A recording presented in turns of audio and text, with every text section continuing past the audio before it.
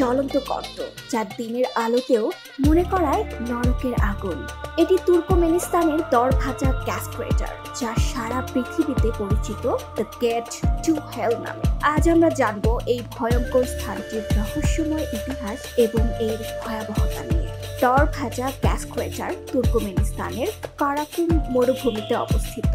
এটি একটি বিশাল গর্ত, যার ব্যাস প্রায় 70 মিটার এবং গভীরতা প্রায় 20 মিটার। দিনের বেলা এর লালচে আগুন দূর থেকেও স্পষ্ট দেখা যায়, আর রাতের বেলা এটি মনে হয় যেন পৃথিবীর বুকে একটি নরকের প্রবেশদ্বার। এই ক্রেটারটি তৈরি হয় 1971 সালে, যখন তুর্কমেনিস্তানের সোভিয়েত ইউনিয়নের বিজ্ঞানীরা প্রাকৃতিক গ্যাস অনুসন্ধান করেছিলেন। তারা যখন দরভাজা এলাকায় ড্রিলিং শুরু করেন, তখন দুর্ঘটনাক্রমে মাটির নিচে থাকা প্রাকৃতিক গ্যাসের একটি বিশাল চেম্বার ধসে পড়ে। এতে বিশাল এক গর্ত তৈরি হয় এবং গর্তের মধ্যে থেকে বিষাক্ত মিথেন গ্যাস বের হতে শুরু করে।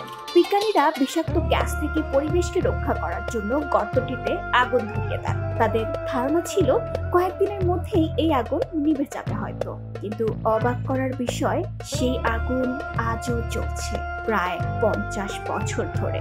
দরভাজা গ্যাস ক্রেটার কেবল একটি ভূতাত্ত্বিক বিস্ময় নয়, এটি একটি ভয়ঙ্কর স্থানও। ক্রেটারের কাছাকাছি যাওয়া অত্যন্ত বিপজ্জনক, কারণ তাপমাত্রা এত বেশি যে এটি সরাসরি ত্বক পুড়িয়ে দিতে পারে।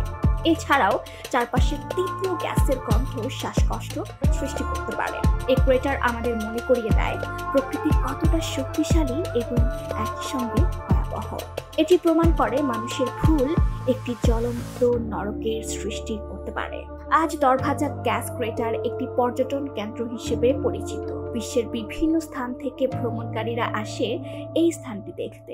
যদিও এটি দুঃসাহসিকদের জন্য আকর্ষণীয়, তবুও এটি পরিবেশ এবং জীব বৈচিত্র্যের জন্য একটি বড় হুমকি। তুর্কমেনিস্তান সরকার ক্রেটারটি বন্ধ করার পরিকল্পনা করছে, কারণ এটি দেশের প্রাকৃতিক গ্যাস সম্পদ অপচয় করছে। দরভাজা গ্যাস ক্রেটার আমাদের শেখায় মানুষের তৈরি করা ভুল প্রকৃতির উপর কত বড় প্রভাব ফেলতে পারে।